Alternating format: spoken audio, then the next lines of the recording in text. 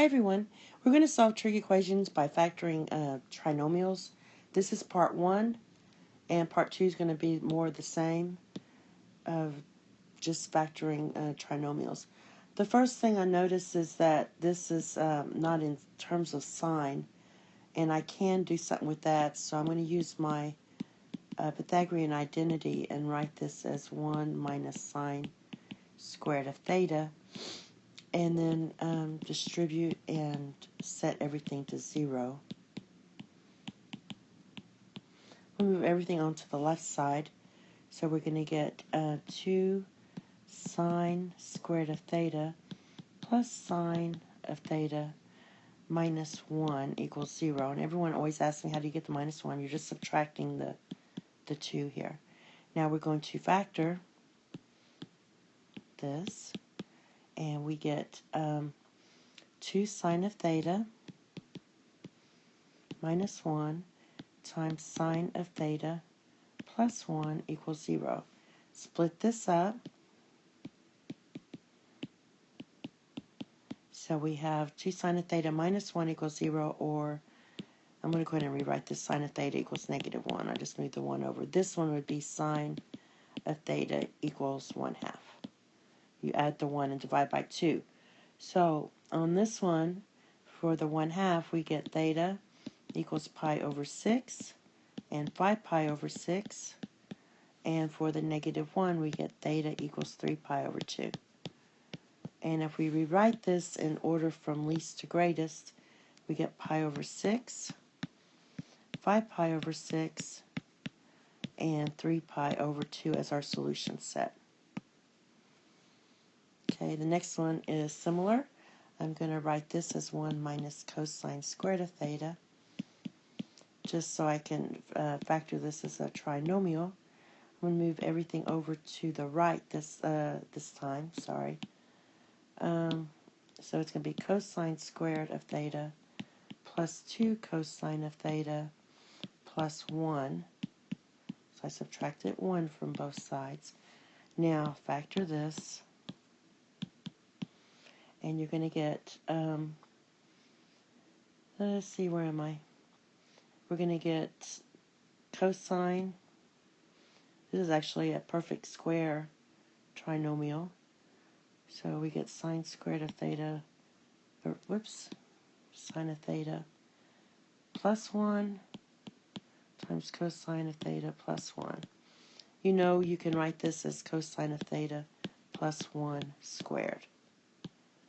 And in this case, since they're the same, you can either just take one of these, but just note that if you take the square root of both sides, you're just going to get 0 equals cosine of theta plus 1.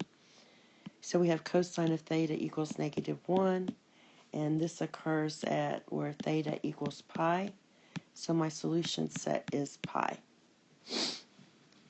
Okay, the next one is already, we don't have to do anything, we just have to factor. This is a 5. So let's factor this as 2 sine of theta minus 3 times sine of theta plus 1 equals 0.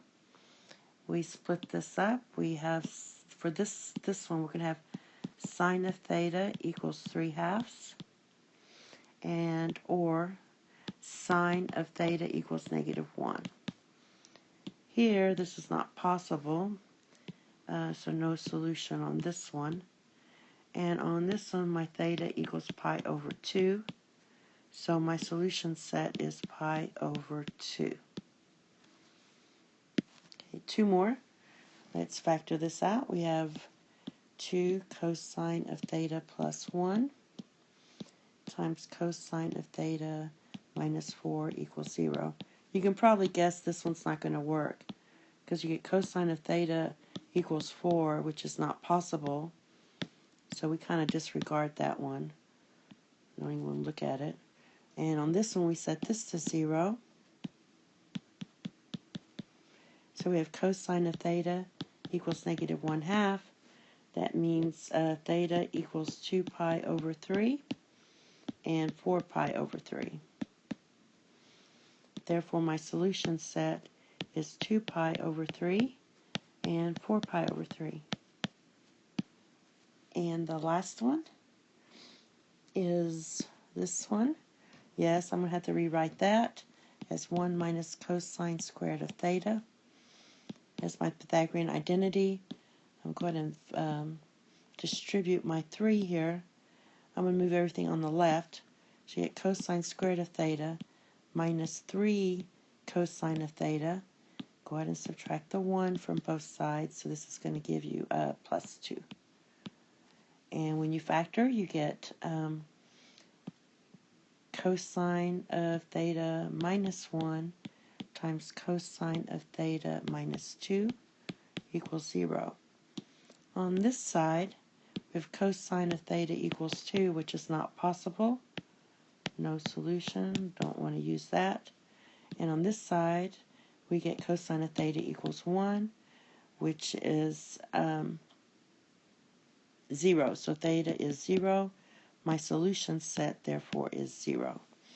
The next set's very similar. It's part 2. It's going to have some tans and secants in it. Thank you, and have a nice day. Bye-bye.